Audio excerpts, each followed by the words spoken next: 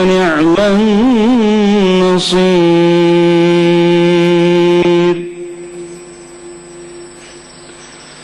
الله أكبر الله أكبر.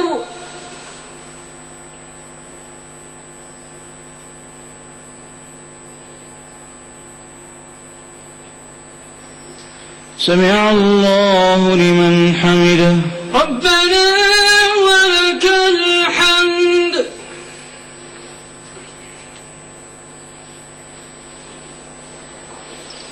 الله أكبر الله أكبر.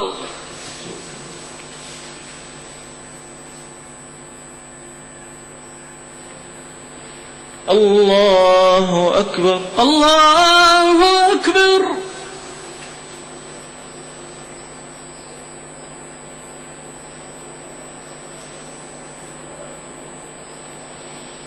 الله أكبر الله أكبر.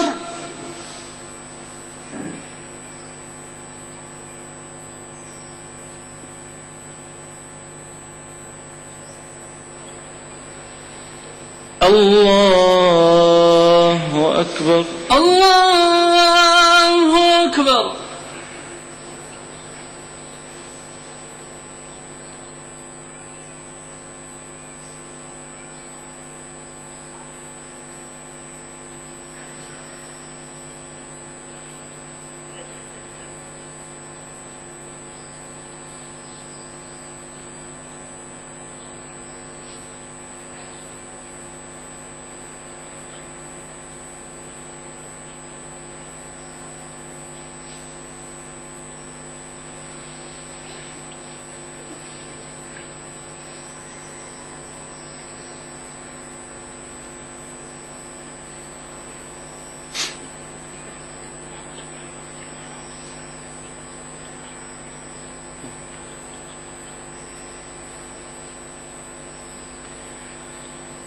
السلام عليكم ورحمة الله. السلام عليكم ورحمة الله. السلام عليكم ورحمة الله. السلام عليكم ورحمة الله.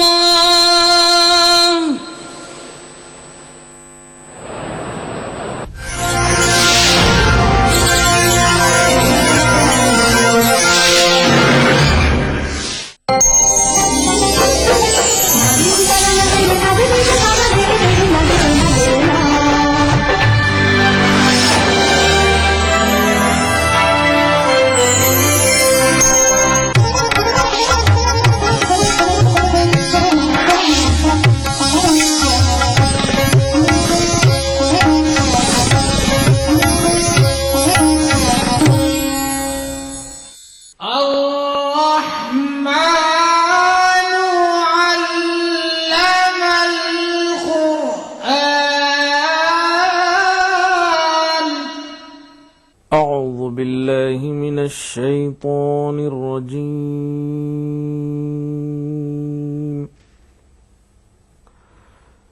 بسم الله الرحمن الرحيم. قاف والقرآن المجيد بل عجبوا أن جاءهم منذر منهم فقال الكافرون هذا شيء عجيب. أإذا متنا وكنا ترابا ذلك رجع بعيد.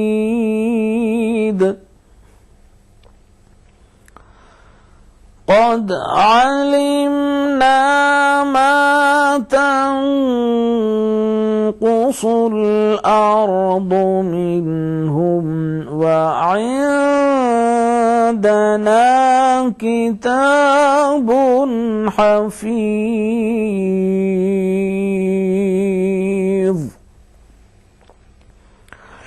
بل كذبوا بالحق لما جاءهم فهم في أمر مريج أفلم ينظروا إلى السماء فوقهم كيف بنيناها وزيناها وما لها من فروج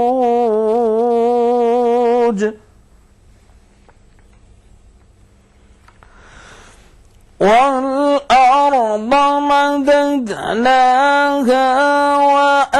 وألقينا فيها رواسي وأنبتنا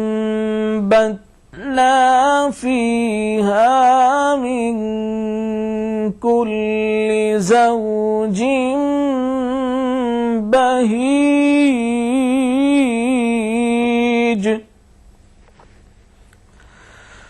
تبصرة وذكرى لكل عبد منيب ونزلنا من السماء ماء مباركا فأنبتنا به جنات وحب الحصيد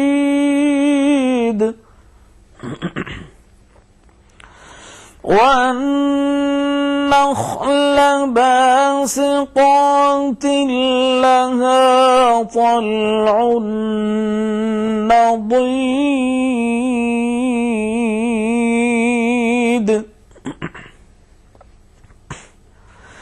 رزقا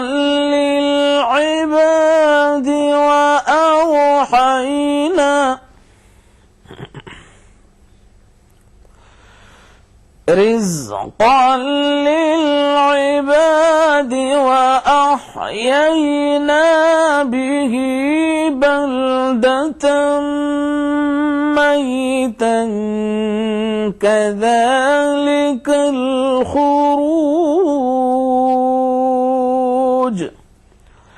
كذبت قبلهم قوم نوح وأصحاب الرس وثمود وعاد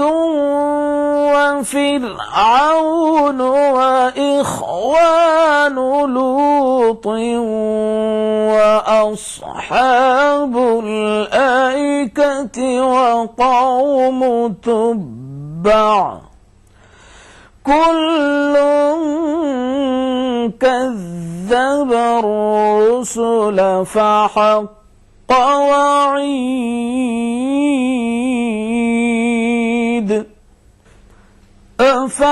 أفعينا بالخلق الأفضل بل هم في لبس من خلق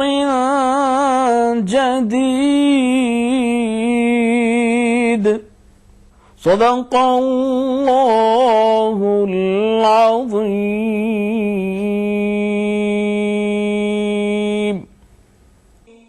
तर्जुमाए कलामे पाक। शुरू करता हूँ अल्लाह के नाम से जो बड़ा मेहरबान निहायत रहम वाला है।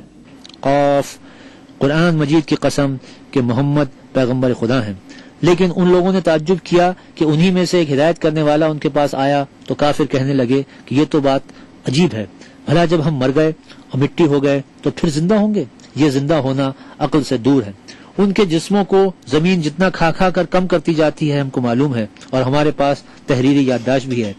بلکہ عجیب بات یہ ہے کہ جب ان کے پاس دین حق آ پہنچا تو انہوں نے اس کو جھوٹ سمجھا، سو یہ ایک الجھی ہوئی بات میں پڑ رہے ہیں۔ کیا انہوں نے اپنے اوپر آسمان کی طرف نگاہ نہیں کی کہ ہم نے اس کو کیوں کر بنایا اور کیوں کر سجایا، اور اس میں کہیں شگاف تک نہیں؟ اور زمین کو دیکھو، اسے ہم نے پھیلایا اور اس میں پہاڑ رکھ دیے اور اس میں ہر طرح کی خوشنما چیزیں اگائیں تاکہ رجوع لانے والے بندے ہدایت اور نصیحت حاصل کریں، اور آسمان سے برکت والا پانی اتارا اور اس سے باغ اور دبستان اگائے اور کھیتی کا اناج اور لمبی لمبی کھجوریں جن کا گابھا تہ بتہ ہوتا ہے۔ یہ سب کچھ بندوں کو روزی دینے کے لیے کیا ہے، اور اس پانی سے ہم نے شہر مردہ یعنی زمین افتادہ کو زندہ کیا۔ بس اسی طرح قیامت کے روز نکل پڑنا ہے۔ ان سے پہلے نوح کی قوم اور کنویں والے اور سمود جھٹلا چکے ہیں، اور عاد اور فرعون اور لوط کے بھائی اور بن کے رہنے والے طبع کی قوم۔ غرض ان سب نے پیغمبروں کو جھٹلایا تو ہماری وعید بھی پوری ہو کر رہی۔ کیا ہم پہلی بار پیدا کر کے تھک گئے ہیں؟ نہیں، بلکہ یہ اثر نو پیدا کرنے میں شک میں پڑے ہوئے ہیں۔ نوائے سروش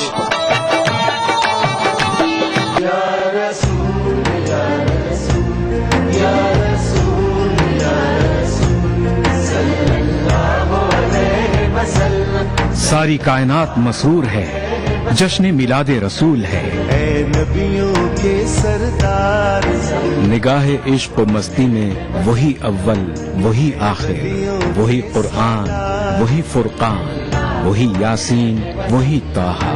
میں آیا تیرے دربار، میں آیا تیرے دربار، میری تجھ پہ انسانیت کے لیے محسن انسانیت کا پیغام، سیرت رسول کے مختلف گوشوں کا احاطہ کرتا ہوا لائیو فون ان پروگرام، حب نبی سے سرشار نعتوں کا حسین گلدستہ، جشن میلاد النبی، ہر پیر سے جمعہ رات 10:30 بجے صرف ETV اردو پر۔ دکن کی ہر چھوٹی بڑی سرگرمی پر ہماری نظر، لیکن آپ تک پہنچاتے ہیں صرف وہ خبر جو کرے آپ کو بیدار۔ سیاست کے گلیاروں سے روزمرہ کی زندگی، دکن کے گوشے گوشے سے آپ تک خبریں پہنچاتا دکن نامہ، روزانہ شام 6:30 بجے۔ ادا کروں نماز مسجد احرام میں، ایسا دن آئے میرے اللہ، یہ سعادت میرے حصے میں ایک دن آئے۔ ربنا آتنا في الدنيا حسنة وفي الآخرة حسنة وقنا عذاب النار، وصلى الله وسلم على عبده ورسوله نبينا محمد وآله وصحبه أجمعين، والحمد لله رب العالمين۔ الحمد لله رب العالمين الرحمن الرحيم مالك يوم الدين، إياك نعبد وإياك نستعين، اهدنا الصراط المستقيم، صراط الذين أنعمت عليهم غير المغضوب عليهم ولا الضالين۔ ETV اردو پر پہلی بار مسجد حرام مکہ مکرمہ سے خطبہ جمعہ اور نماز جمعہ کے روح پرور مناظر کا راست ٹیلی کاسٹ ہر جمعہ دوپہر 3 بجے صرف ETV اردو پر۔ نوائے سروش نعت رسول اکرم صلی اللہ علیہ وسلم۔ زبان پر محمد کا نام آ رہا ہے، زبان پر محمد کا نام آ رہا ہے، میرے ہاتھ الفت کا جام آ رہا ہے، زبان پر محمد کا نام آ رہا ہے. کوئی کیسے سمجھے مقام نبی کو، کوئی کیسے سمجھے مقام نبی کو، جسے خود خدا کا پیام آ رہا ہے، جسے خود خدا کا پیام آ رہا ہے. زبان پر محمد کا نام آ رہا ہے. درے ناز پر عرش اعظم سے پیغام، درے ناز پر عرش اعظم سے پیغام، سلام آ رہا ہے، کلام آ رہا ہے، سلام آ رہا ہے، کلام آ رہا ہے. زبان پر محمد کا نام آ رہا ہے. خاموشی ادب عاجزی انکساری، خاموشی ادب عاجزی انکساری، وہ دربار خیر الانام آ رہا ہے، وہ دربار خیر الانام آ رہا ہے. زبان پر محمد کا نام آ رہا ہے.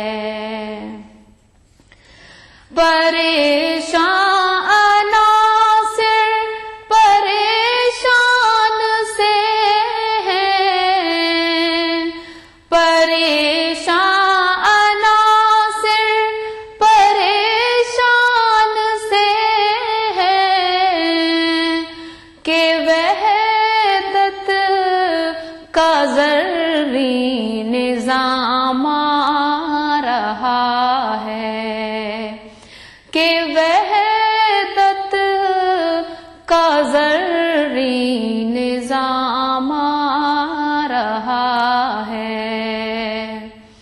زبان پر محمد کا نام آ رہا ہے. یہی جستجو حشر میں مجھ کو ہوگی، یہی جستجو حشر میں مجھ کو ہوگی، کہ کب انبیاء کا امام آ رہا ہے، کہ کب انبیاء کا امام آ رہا ہے. زبان پر محمد کا نام آ رہا ہے. میرے ہاتھ الفت کا جام آ رہا ہے.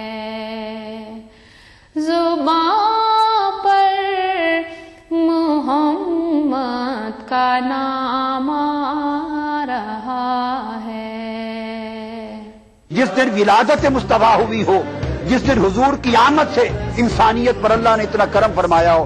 فرمایا نبی یہ رحمت کے ولادت کے دن سے بڑھ کر انسانیت کے لیے اور برکت کا دن کون سا ہو سکتا ہے جسے سیلیبریٹ کیا جائے.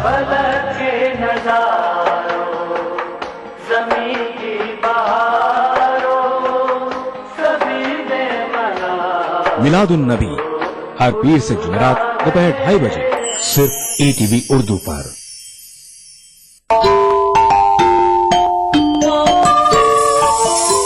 اسلام فار کڈز یعنی اسلام بچوں کے لیے، اس پروگرام میں قرآن اور حدیث کے قصے اور واقعات، حضرت محمد صلی اللہ علیہ وسلم اور صحابہ کی زندگی کے حالات اور اسلامی تعلیمات کے اہم واقعات پیش کیے جائیں گے.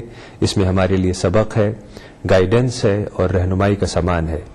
اسی کے ساتھ ساتھ اسلامی تعلیمات کی وہ باتیں بھی ہم آپ کے سامنے رکھیں گے جس میں مورل ویلیوز سکھائی گئی ہیں تاکہ ہم اپنے اندر اعلیٰ کیریکٹر، اعلیٰ اخلاق پیدا کر سکیں اور دنیا اور آخرت میں کامیابی حاصل کر سکیں. اسلام فار کڈز ہر اتوار صبح 9 بجے صرف ETV اردو پر. کس ہستی موہوں پہ نازاں ہے تو اے یار، کس ہستی موہوں پہ نازاں ہے تو اے یار، کچھ اپنے شب و روز کی ہے تجھ کو خبر بھی، کچھ اپنے شب و روز کی ہے تجھ کو خبر بھی.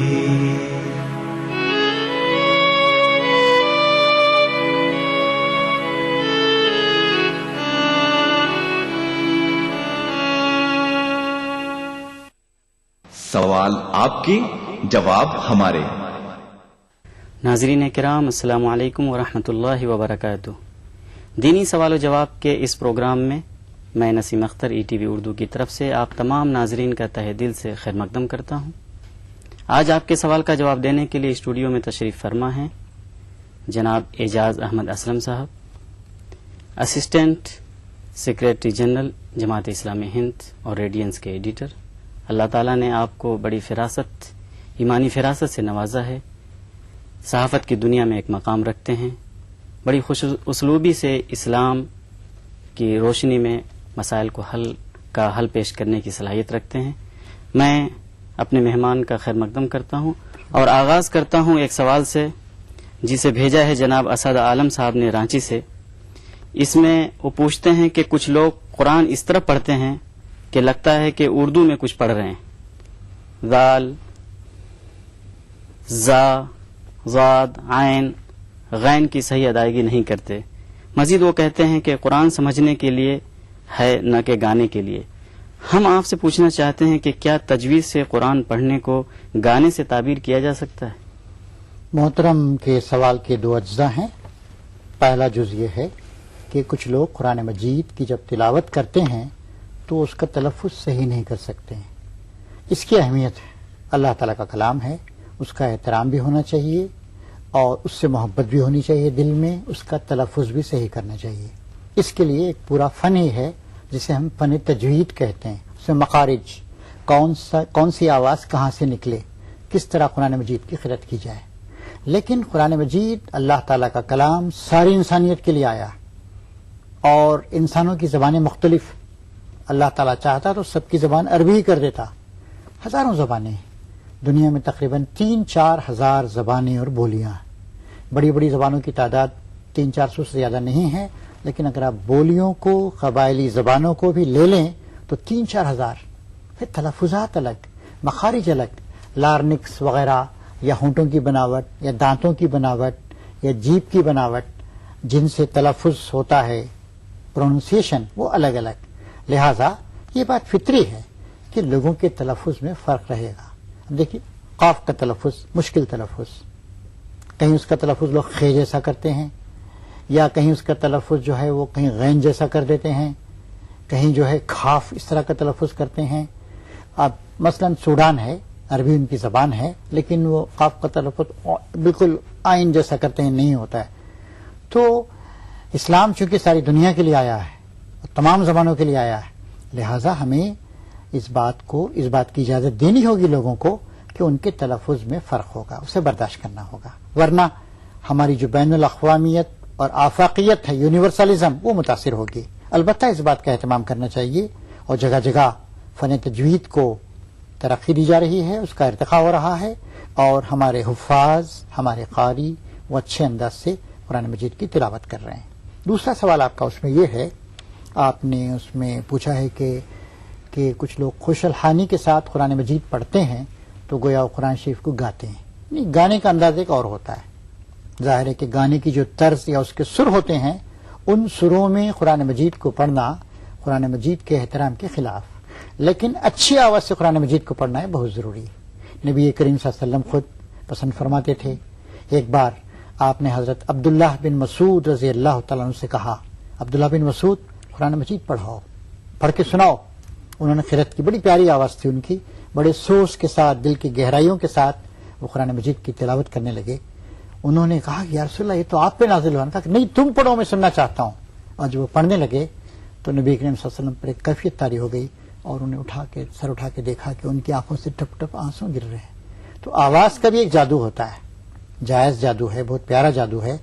آواز فتنے بھی جگاتی ہے، جیسے مغنیوں اور گائکاؤں کی آوازیں فتنے جگاتی ہیں. آواز سوز و گداز، خوف خدا اور احساس ذمہ داری کے جذبات کو بھی جگاتی. تو اچھی سے اچھی آواز میں قرآن مجید کو پڑھنا یہ مطلوب ہے، اور اس کا بہت زیادہ ثواب. اسی سے متعلق ایک سوال ہے، اس کو بھیجا ہے جناب انور حبیب صاحب نے جے پور سے. اس میں وہ پوچھتے ہیں کہ ہماری اکثریت نے قرآن کو صرف تبرک کے لیے اپنا رکھا ہے، بہت کیا تو تلاوت پہ اکتفا کر لیا. قرآن کو سمجھنا اور سمجھانا علماء کرام کا فریضہ تصور کرتے ہیں، آخر ایسا کیوں ہے؟ قرآن مجید کلام الہی ہے.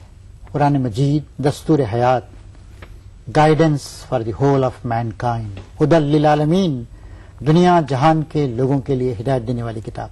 اور اللہ کے رسول، ان پر اللہ کی رحمت ہو، صلی اللہ علیہ وسلم فرماتے ہیں یہ ایسی کتاب ہے جس سے کبھی طبیعتیں سیر نہیں ہوں گی، ایسی کتاب ہے جس کے مضامین کبھی ختم نہیں ہوں گے، جس کی گہرائیوں میں آدمی اترتا ہی چلا جائے گا.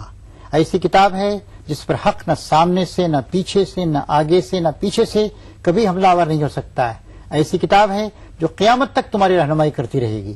تو اس طرح کی جو کتاب ہے اس کو آپ دستور حیات نہیں سمجھیں، guidance, book of guidance, constitution of life نہیں سمجھیں، صرف آپ اسے بغیر سوچے سمجھے تلاوت کر لیں تو اس کا حق ادا نہیں ہو سکتا. اللہ تعالیٰ خود کہتا ہے لقد یسرنا القرآن للذکر فہل من مدکر، ہم نے اس قرآن مجید کو نصیحت حاصل کرنے کے لیے آسان کر دیا ہے، تو کیا ہے کوئی نصیحت حاصل کرنے والا؟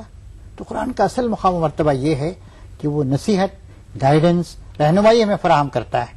اور اللہ نے یہ بھی فرمایا افلا یتدبرون القرآن ام علی قلوب اقفالها، کیا یہ لوگ قرآن مجید پہ تدبر، غور و فکر نہیں کرتے؟ کیا ان کے دلوں پہ تالے لگ گئے ہیں؟ تو قرآن مجید سمجھنے کے لیے، غور و فکر کرنے کے لیے، بار بار رجوع کرنے کے لیے، بار بار ریفر کرنے کے لیے بک آف ریفرنس ہے. اللہ کی کتاب ہر وقت ہمارے ساتھ موجود ہے، ہر زبان میں اس کے ترجمے ہیں، اور ہمیں بار بار اس کی طرف رجوع کرنا، اس سے پوچھنا، زندگی کے تمام مسائل میں رہنمائی حاصل کرنا ضروری. لہذا اس کو سوچ سمجھ کر مطالعہ کرنا، پڑھنا بہت ہی ضروری. آپ نے کہا قرآن رہنمائی کے لیے، بے شک قرآن رہنمائی کے لیے، لیکن اس میں ایک آیت ہے کہ یضل بہ کثیر و یہدی بہ کثیرا، یعنی اللہ تعالیٰ قرآن کے ذریعے بہت ساروں کو گمراہ کر دیتا ہے، بہت سارے لوگوں کو ہدایت دیتا ہے. تو ایک قرآن جو کہ سرچشمہ ہدایت ہے، کیوں ایک تعداد کے لیے گمراہی کا سبب بن جاتی؟ دیکھیے، سورج کی روشنی ساری دنیا کو روشن کر دیتی ہے. اگر میں اندھا ہوں تو سورج کی روشنی سے فائدہ نہیں اٹھا سکتا. یہی بات اگر ایک آدمی برا ہے، اچھی سے اچھی چیز کو بھی وہ ٹویسٹ کرے گا، اس سے غلط فائدہ اٹھائے گا. قرآن مجید آثار کائنات سے ہمارے سامنے دلائل دیتا ہے، سمجھاتا ہے، تاریخ کے واقعات پیش کرتا ہے، بڑی پیاری دلیلیں دیتا ہے، دو الفاظ میں، ایک فقرے میں، ایک جملے میں بہترین دلائل، آرگومنٹس دیتا ہے. اس کے باوجود کسی آدمی کے دل میں اگر خرابی ہے، بگڑا ہوا ہے اور بگاڑ چاہتا ہے، تو قرآن مجید اس کے لیے مفید نہیں ہو سکتا. اور یہ بھی دیکھیے، یاد رکھیے